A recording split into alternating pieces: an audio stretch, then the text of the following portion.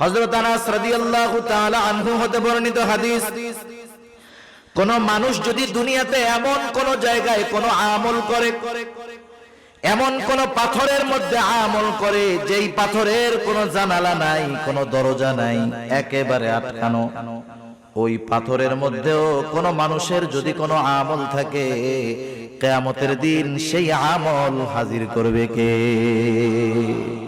আল্লাহ তাআলা কোরআনুল কারীমের মধ্যে বলেন, ওয়ানাদাউল মাওয়াজিনাল কিসতা লিয়াউমিল কিয়ামাতি ফালা তুযলামু নাফসুন শাইআ ওয়া ইন কানা মিসকালা হাববাতিন মিন খারদালিন আতাইনা বিহা ওয়া কাফা বিনা হাসিবিন।